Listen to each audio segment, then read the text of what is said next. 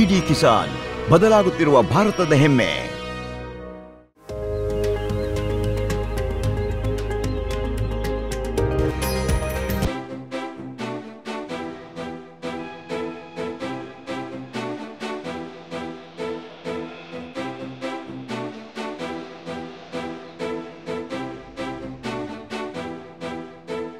ಮಣ್ಣಿನಿಂದ ಉಮ್ಮಳಿಸಿದ ದುಃಖ ಈಗ ಕಿರುಚಾಟವಾಗಿದೆ.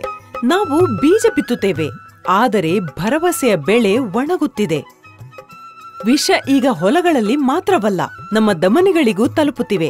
ಹಾಗಾಗಿಯೇ ಇದೀಗ ಸಮಯ ಧ್ವನಿ ಎತ್ತುವುದಕ್ಕಾಗಿ, ಬದಲಾವಣೆಗಾಗಿ ಮತ್ತು ಏನನ್ನೋ ಸಾಧಿಸುವುದಕ್ಕಾಗಿ. ನೀವೆಲ್ಲ ತಿಳಿದಿರುವ ಹಾಗೆ ನಾವು ತಲುಪಿದ್ದೇವೆ ಬುಲಂದ್ ಶಹರ್ಗೆ. ಹೌದು, ಬುಲಂದ್ ಶಹರ್. ಈ ನೆಲದಿಂದ ದೇಶದ ಮೇಲೆ ಮೂಲೆಗೂ ತಲುಪುವಂತಹ ಧ್ವನಿಗಳು ಏಳುತ್ತವೆ. ಆ ಧ್ವನಿಗಳು ರೈತರನ್ನು ತಲುಪುತ್ತವೆ. ನಮಸ್ಕಾರ, ನಾನು ಅಂಜು ಸಿಂಗ್. ಇಂದಿನ ಕೃಷಿ ಚೌಪಾಲ್ನಲ್ಲಿ ಮಾತಾಡೋಣ IPM ಬಗ್ಗೆ, ಅಂದರೆ ಇಂಟಿಗ್ರೇಟೆಡ್ ಪೆಸ್ಟ್ ಮ್ಯಾನೇಜ್ಮೆಂಟ್. ಈಗ ಇಲ್ಲಿ ಪ್ರಶ್ನೆಗಳನ್ನು ಕೇಳೋದು ಮಾತ್ರವಲ್ಲ, ಉತ್ತರಗಳು ಇರ್ತವೆ ಮತ್ತು ಪರಿಹಾರಗಳು ಸಿಗ್ತವೆ. ಭಯ ಇರುವುದಿಲ್ಲ, ಆದರೆ ನಿರ್ದೇಶನವಿರುತ್ತೆ. ಮತ್ತು ಜೊತೆಗೆ ಇಲ್ಲಿ ವಿಷಯ ಇರಲ್ಲ, ಬದಲಾಗಿ ನೆಲಕ್ಕೆ ಸಂಬಂಧಿಸಿದ ಜೀವನದ ಬಗ್ಗೆ ಮಾತನಾಡಲಾಗುತ್ತೆ. ಇಲ್ಲಿ ಎಲ್ಲರೂ ನಮ್ಮ ಅತಿಥಿಗಳೇ. ಪೂರ್ತಿ ಅತಿಥಿಗಳ ಪ್ಯಾನೆಲ್ ಇದೆ. ವಿಜ್ಞಾನಿಗಳು, ತಜ್ಞರಿದ್ದಾರೆ ಮತ್ತು ನೀವು ರೈತರು ಇದ್ದೀರಿ. ಇಲ್ಲಿ ನೀವು ಕೇವಲ ಪ್ರೇಕ್ಷಕರಲ್ಲ, ಬದಲಾಗಿ ಒಂದು ಕ್ರಾಂತಿಯ ಸಹಭಾಗಿಗಳು ಆಗಿದ್ದೀರಿ. ಸರಿ, ಕಾರ್ಯಕ್ರಮ ಪ್ರಾರಂಭಿಸೋಣ ಜೋರಾದ ಚಪ್ಪಾಳೆಯೊಂದಿಗೆ. ಈಗ ನಾವು ಹೇಳಿದ ಹಾಗೆ ಇಲ್ಲಿರುವ ಎಲ್ಲಾ ರೈತರು ಪಾಲುದಾರರು. IPM ಎನ್ನುವುದು ಒಂದು ಎಂತಹ ವಿಧಾನ ಅಂದ್ರೆ, ನಾವು ಇದರಲ್ಲಿ ಬಳಸೋ ತಂತ್ರಗಳು ಕಡಿಮೆ ರಾಸಾಯನಿಕಗಳ ಬಳಕೆ ಅಥವಾ ಬಳಕೆ ಮಾಡದಿರುವಂತದ್ದು. ಮತ್ತೆ ನಮ್ಮ ಜೊತೆ ಇರುವ ಅತಿಥಿಗಳ ಪ್ಯಾನೆಲ್ ಏನಿದೆ, ಅವರು ನಮ್ಮ ಮಾರ್ಗದರ್ಶಕರು. ನಮಗೆ ಸಹಾಯ ಮಾಡ್ತಾರೆ, ಅರ್ಥ ಮಾಡಿಸ್ತಾರೆ ಹೇಗೆ ಮಾಡಬೇಕು ಮತ್ತು ಏನ್ ಮಾಡಬಾರ್ದು ಅಂತ. ಸರಿ, ಅವರನ್ನ ಪರಿಚಯಿಸ್ತೀನಿ. ಎಲ್ಲಕ್ಕೂ ಮೊದಲು ಸ್ವಾಗತಿಸ್ತೀನಿ ಡಾಕ್ಟರ್ ಅಜಂತಾ ಬಿರಹಾಜಿ ಅವರನ್ನ, principal scientist, ICR NRI IPM ಹೊಸ ದೆಹಲಿಯಲ್ಲಿ. ನಿಮ್ಗೆ ಸ್ವಾಗತ. ನಮ್ಮ ಎಲ್ಲ ಪ್ರೇಕ್ಷಕರು, ರೈತರು ಚಪ್ಪಾಳೆಯೊಂದಿಗೆ ಸ್ವಾಗತಿಸಬೇಕು ಅಂತ ನನ್ನ ಕೋರಿಕೆ. ನಮ್ ಜೊತೆ ಡಾಕ್ಟರ್ ಶ್ರವಣ್ ಮಂಬರ್ ಹಲ್ದರ್ಜಿ ಇದ್ದಾರೆ. ನಿಮ್ಗೆ ಸ್ವಾಗತ. ಪ್ರಧಾನ ವಿಜ್ಞಾನಿ, ICR NRI IPM ನವದೆಹಲಿ. ಕಬ್ಬಿನ ಬೆಳೆಯಲ್ಲಿ IPM ಅಳವಡಿಸಿಕೊಳ್ಳುವುದರಿಂದ ಪ್ರಯೋಜನಗಳೇನು ಅಂತ ನೀವು ನಮಗೆ ತಿಳಿಸ್ತೀರಿ. ನಮ್ಮೊಂದಿಗೆ ಡಾಕ್ಟರ್ ಅನೂಪ್ ಕುಮಾರ್ ಇದ್ದಾರೆ, ಹಿರಿಯ ವಿಜ್ಞಾನಿ, ICR NRI IPM ನವದೆಹಲಿ. ನೀವು ಭತ್ತದಲ್ಲಿ IPM ಅನ್ನು ಹೇಗೆ ಅಳವಡಿಸಿಕೊಳ್ಳಬಹುದು ಮತ್ತು ರಾಸಾಯನಿಕಗಳನ್ನು ಅತಿ ಕಡಿಮೆ ಬಳಸಿ ನಾವಿದನ್ನು ಹೇಗೆ ಸಮಗ್ರವಾಗಿ ಬಳಸಿಕೊಳ್ಳಬಹುದು, ಇದು ಪ್ರಕೃತಿಯ ವರದಾನ ಮತ್ತು ಪರಂಪರೆ. ಈಗ ನೋಡಿ, ಚೌಪಾಲನ್ನು ಅಲಂಕೃತವಾಗಿದೆ ಮತ್ತು ನಾವು ಅದನ್ನು ರೈತರ ಮುಖಗಳಲ್ಲೂ ನೋಡಿದ್ದೇವೆ. ಯಾಕಂದ್ರೆ ಈ ವೇದಿಕೆಯಲ್ಲಿ ವಿಜ್ಞಾನಿಗಳು ಇದ್ದಾರೆ, ರೈತರು ಇದ್ದಾರೆ. ನಾವು ಹೊಸ ಹಾದಿಯಲ್ಲಿ ಸಾಗುವ ಪ್ರಯತ್ನ ಮಾಡ್ತಿದ್ದೇವೆ. ಕತ್ತಲಿಂದ ಬೆಳಕಿನೆಡೆಗೆ ಹೇಗೆ ಚಲಿಸಬಹುದು, ಪ್ರಕೃತಿ ಜೊತೆ ಸೇರಿ ನಾವು ಒಂದು ಹೊಸ ಚಿತ್ರಣ ರೂಪಿಸೋದು ಹೇಗೆ, ನಮ್ಮ ಮುಂದಿನ ಪೀಳಿಗೆಗೆ ನಾವು ಶುದ್ಧ ಆಹಾರ ಕೊಡೋದು ಹೇಗೆ, ಇದು ಅವರಿಗಾಗಿ ನಾವು ಮಾಡುತ್ತಿರುವ ಪ್ರಯತ್ನ. ಈಗ ನಾವು ಮುಂದುವರಿಯುವ ಮೊದಲು ಒಂದು ರಿಪೋರ್ಟ್ ನೋಡೋಣ. IPM ಎಂದರೇನು ಎಂಬುದನ್ನ ಹೆಚ್ಚು ವಿವರವಾಗಿ ನೋಡೋಣ. ನಾವು ಅದನ್ನು ಈಗಿನ ಅಗತ್ಯ ಅಂತ ಏಕೆ ಕರಿತೀವಿ, ಬನ್ನಿ ನೋಡೋಣ.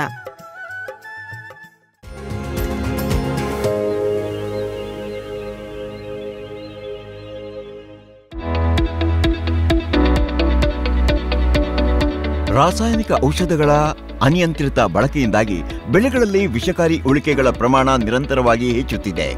ವಿಶೇಷವಾಗಿ ತರಕಾರಿಗಳು ಮತ್ತು ಹಣ್ಣುಗಳಲ್ಲಿ ಈ ಉಳಿಕೆಗಳು ಬಹಳ ಕಾಲ ಉಳಿಯುತ್ತವೆ.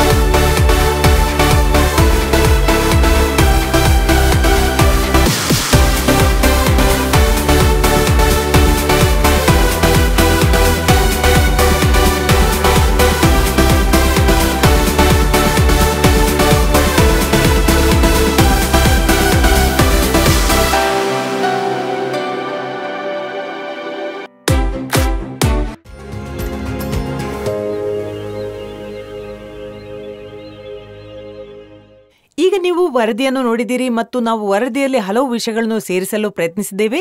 ಆದರೆ ಈಗ ನಾವು ವಿಜ್ಞಾನಿಗಳೊಂದಿಗೆ ನೇರವಾಗಿ ಮಾತಾಡೋಣ, ರೈತರ ಸಮಸ್ಯೆಗಳ ಬಗ್ಗೆ ತಿಳಿದುಕೊಳ್ಳೋಣ. ಡಾಕ್ಟರ್ ಅಜಂತಾ ಅವರಿಂದ ಪ್ರಾರಂಭಿಸೋಣ. ಮೇಡಮ್, ನಾವು ಹೇಳುತ್ತಿರುವ IPM ಇಂಟಿಗ್ರೇಟೆಡ್ ಪೆಸ್ಟ್ ಮ್ಯಾನೇಜ್ಮೆಂಟ್ ಬಗ್ಗೆ ನಾವು ಕೀಟಗಳನ್ನು ಏಕೀಕೃತವಾಗಿ ಹೇಗೆ ನಿರ್ವಹಿಸಬಹುದು, ಕೀಟಗಳು ಮತ್ತು ರೋಗಗಳನ್ನು ಬಗೆಹರಿಸೋದು ಹೇಗೆ, ಇದು ಏನು ಮತ್ತು ಇದು ಏಕೆ ಅಗತ್ಯ? ನೋಡಿ, ನೀವು ಬಹಳ ಮಹತ್ವಪೂರ್ಣ ಪ್ರಶ್ನೆ ಕೇಳಿದ್ದೀರಿ. ಸಮಗ್ರ ಕೀಟ ನಿರ್ವಹಣೆ ಅಂದ್ರೆ ನಮ್ಮ ಬೆಳೆಗಳ ಮೇಲೆ ದಾಳಿ ಮಾಡುವ ಕೀಟಗಳು ಮತ್ತು ರೋಗಗಳನ್ನು ನಿರ್ವಹಿಸಲು ನಾವು ವಿವಿಧ ಚಟುವಟಿಕೆಗಳನ್ನು ಸಂಘಟಿಸುವ ಒಂದು ವ್ಯವಸ್ಥೆ. ಭಾರತದಲ್ಲಿ ಪ್ರತಿ ವರ್ಷ ನಮ್ಮ ಬೆಳೆಗಳಿಗೆ 67,000 ಟನ್ ಕೀಟನಾಶಕಗಳನ್ನು ಬಳಸಲಾಗುತ್ತಿರುವುದರಿಂದ ಮತ್ತು ಅದರ ದುಷ್ಟ ಪರಿಣಾಮಗಳು ನಿರಂತರವಾಗಿ ಹೆಚ್ಚುತ್ತಿದೆ. ನಮ್ಮ ಪರಿಸರದ ಮೇಲೆ, ನಮ್ಮ ಮಾನವ ಆರೋಗ್ಯದ ಮೇಲೆ, ನಮ್ಮ ರೈತರ ಆರೋಗ್ಯದ ಮೇಲೆ ಮತ್ತು ಸಮತೋಲನವನ್ನು ಸೃಷ್ಟಿಸುವ ಮಿತ್ರಕೀಟಗಳ ಮೇಲೆ ದುಷ್ಟಭಾವ ಹೆಚ್ಚುತ್ತಲೇ ಇದೆ.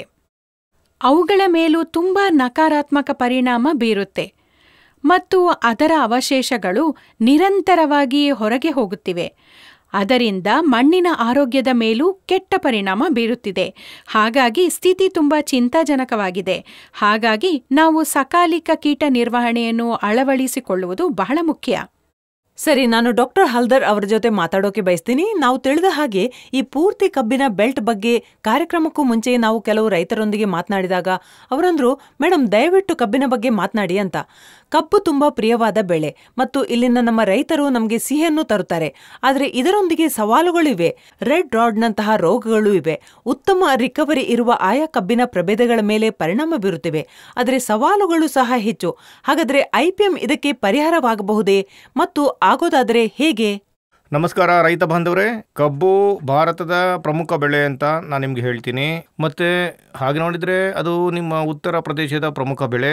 ಮತ್ತೆ ನಿಮ್ಮ ಈ ಪ್ರದೇಶದಲ್ಲಿ ಭಾರಿ ಪ್ರಮಾಣದ ಕಬ್ಬನ್ನ ಬೆಳೆಯಲಾಗ್ತದೆ. ಮತ್ತೆ ಅದರಲ್ಲಿ ದಾಳಿ ಮಾಡುವ ಮುಖ್ಯ ರೋಗಗಳು ಮತ್ತು ಕೀಟಗಳು, ಅವುಗಳಲ್ಲಿ 3 ಅಥವಾ 4 ಬಹಳ ಮುಖ್ಯವಾದವುಗಳು. ಆದರೆ ಬೇರೆ ಬೇರೆ ವಿಜ್ಞಾನಿಗಳು ಇವುಗಳನ್ನು 200ರಿಂದ 250 ಅಂತ ದಾಖಲಿಸಿದ್ದಾರೆ. ಅವುಗಳಲ್ಲಿ ಮುಖ್ಯವಾದವು 4ರಿಂದ 5. ಮೊದಲನೇದಾಗಿ ನೀವು ಹೇಳಿದ ಹಾಗೆ ರೆಡ್ ರೋಡ್, ಇದು ಎಲ್ಲಕ್ಕಿಂತ ದೊಡ್ಡ ಸಮಸ್ಯೆ ಈ ಏರಿಯಾದಲ್ಲಿ. ಮತ್ತು ಈ ನಮ್ಮ CO0238 ವಿಧದಲ್ಲಿ ಉತ್ತಮ ಶುಗರ್ ಕಂಟೆಂಟ್ ಇರುತ್ತದೆ ಮತ್ತು ಅತ್ಯಧಿಕ ಉತ್ಪಾದನೆ ಕೊಡುತ್ತೆ. ಆದರೆ ರೆಡ್ ರಾಡ್ ಅದರಲ್ಲಿ ಒಂದು ದೊಡ್ಡ ಸಮಸ್ಯೆಯಾಗಿದೆ. ಮತ್ತು ಇನ್ನೊಂದು ಮೇಲ್ಭಾಗ ಕೊರಕ. ಇವು ಈ ಪ್ರದೇಶದಲ್ಲಿ ಮತ್ತು ಇನ್ನೊಂದು ಟಾಪ್ ಬೋರರ್, ಇವೆರಡು ಈ ಏರಿಯಾದಲ್ಲಿ ಮತ್ತು ಭಾರತದಲ್ಲಿ ಹೆಚ್ಚಿನ ಸಮಸ್ಯೆಗಳನ್ನು ಉಂಟು ಮಾಡ್ತಕ್ಕಂಥದ್ದು. ಈಗ ನಾನು ಹೇಳೋದು ರೆಡ್ ರೋಡ್ಗೆ.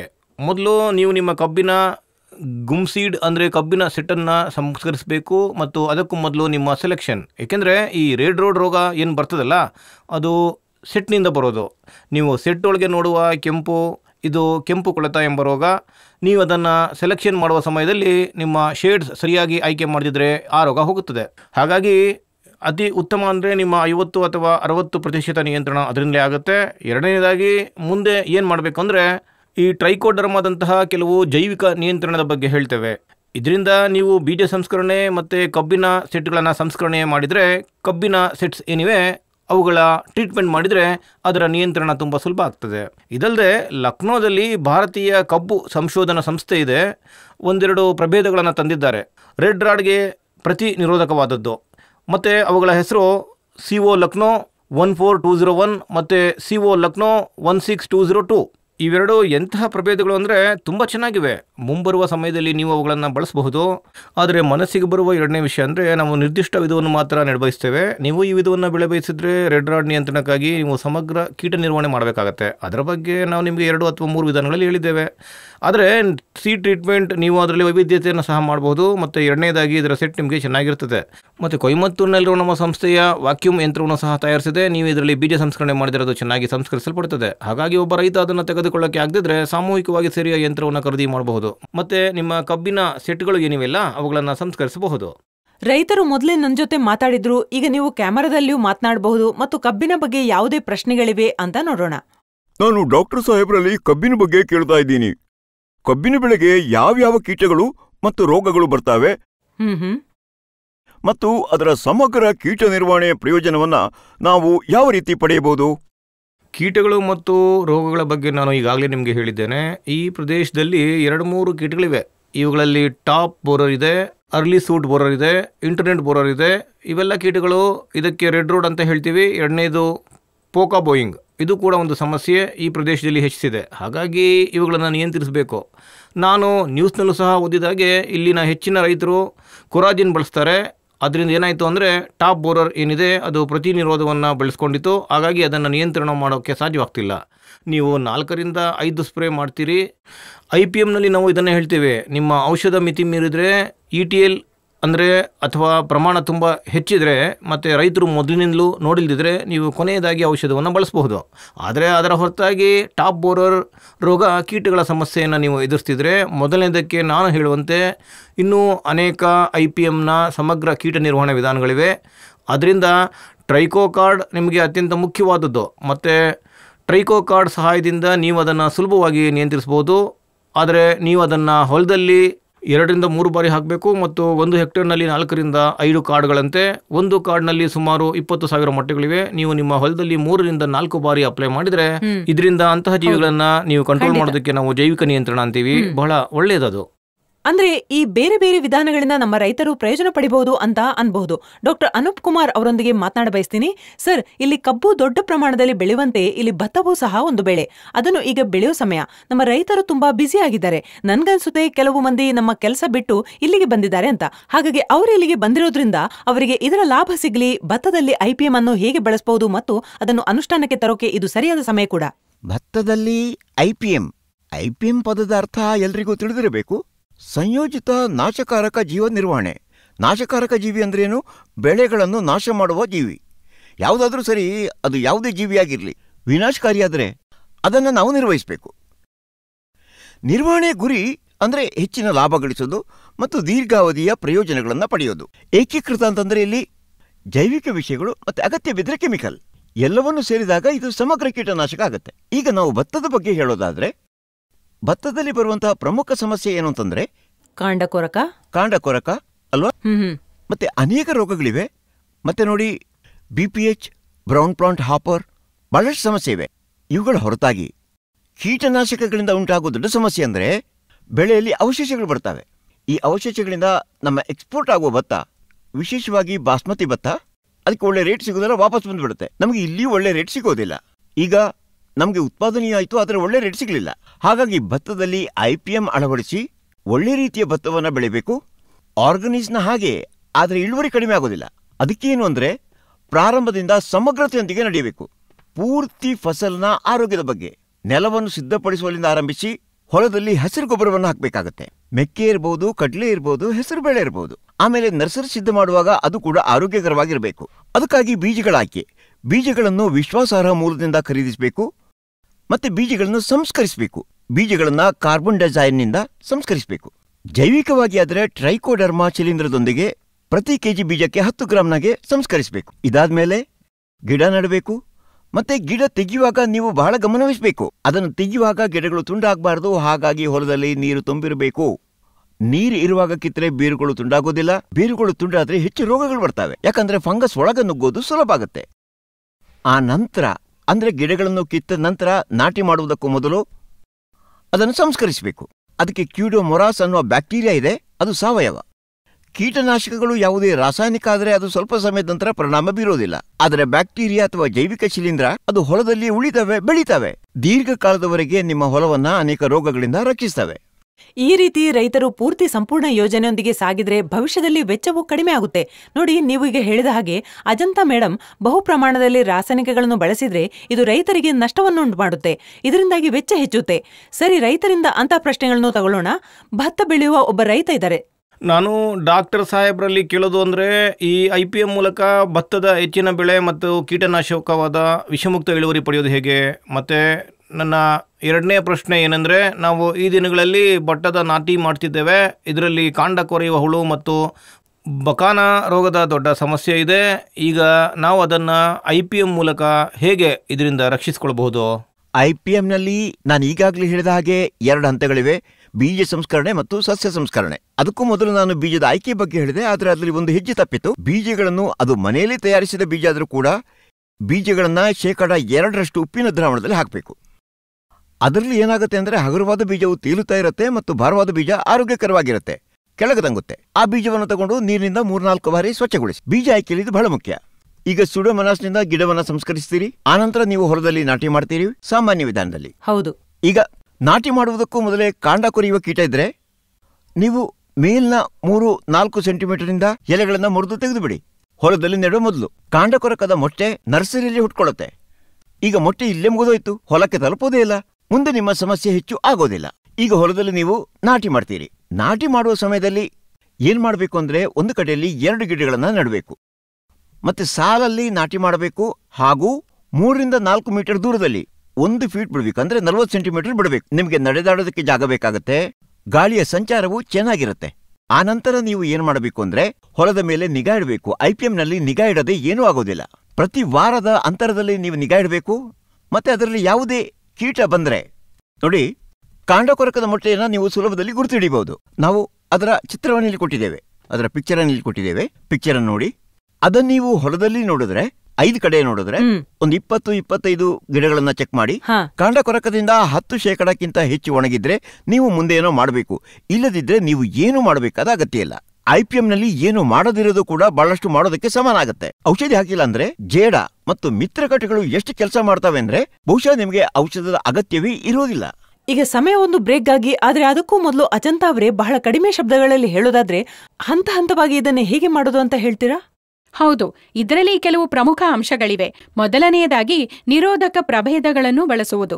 ಬೇರೆ ಬೇರೆ ವಿವಿಧ IPMನಲ್ಲಿ ಪ್ರಭೇದ ಉತ್ತಮವಾಗಿದ್ದರೆ ಮತ್ತು ನಮ್ಮ ಬೀಜಗಳು ಉತ್ತಮವಾಗಿದ್ದರೆ ನಮ್ಮ ಬೆಳೆ ಅಷ್ಟೇ ಆರೋಗ್ಯಕರವಾಗಿರುತ್ತದೆ. ಎರಡನೆಯದು ಬೀಜ ಸಂಸ್ಕರಣೆ. ನಮ್ಮ ಸಹೋದ್ಯೋಗಿಗಳು ನಿಮಗೆ ಹೇಳಿದ್ರು.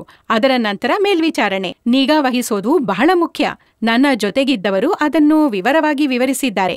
ನಂತರ ಬಹಳಷ್ಟು ಟ್ರ್ಯಾಪ್ಸ್ ಬರುತ್ತವೆ. ಹಳದಿ ಜಿಗುಟಾದ ಬಲೆಯಾಗಿರಲಿ, ಫೆರೋಮೋನ್ ಬಲೆಯಾಗಿರಲಿ, ಹಣ್ಣಿನ ನೊಣದ ಸಂದರ್ಭದಲ್ಲಿ ಹಣ್ಣಿನ ನೊಣದ ಬಲೆ, ಇವುಗಳು ನಾವು ಪತ್ತೆ ಹಚ್ಚಬಹುದಾದ ಮತ್ತು ಮೇಲ್ವಿಚಾರಣೆ ಮಾಡಬಹುದಾದ ಬಲೆಗಳಾಗಿದ್ದು, ಮೇಲ್ವಿಚಾರಣೆಯ ನಂತರ ಈ ಕೀಟವು ನಮ್ಮ ಹೊಲದಲ್ಲಿ ಹೆಚ್ಚಿನ ಸಂಖ್ಯೆಯಲ್ಲಿದೆ ಎಂದು ನಮಗೆ ತಿಳಿದಾಗ ನಾವು ಅದರ ಮಾಸ್ ಟ್ರ್ಯಾಪಿಂಗ್ ಸಹ ಮಾಡಬಹುದು. ಮತ್ತು ಅಂತಿಮವಾಗಿ ಜೈವಿಕ ನಿಯಂತ್ರಣ ಬರುತ್ತದೆ.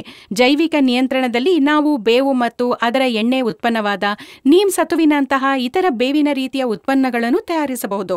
ರೈತ ಸಹೋದರರು ಅಂತಹ ಬೀಜಗಳಿಗೆ ಬೇವಿನ ಸಾರವನ್ನು ಬಳಸಬಹುದು. ನಾವು ಬೇವಿನ ಎಲೆಗಳಿಂದ ಸಾರವನ್ನು ತಯಾರಿಸಬಹುದು. ಮತ್ತು ಜೈವಿಕ ನಿಯಂತ್ರಣದಲ್ಲಿ ಮಿತ್ರ ಕೀಟಗಳು, ಜೀವಿಗಳಿಂದ ಸಂರಕ್ಷಣೆ ಒಳಗೊಂಡಿರುತ್ತದೆ. ನಮ್ಮ ಮಿತ್ರ ಕೀಟಗಳು ಮತ್ತು ಕೊನೆಗೆ ಕೀಟನಾಶಕಗಳ ಬಳಕೆ ನಾವು ಇತ್ತೀಚಿನ ದಿನಗಳಲ್ಲಿ ಮಾಡ್ತೀವಿ.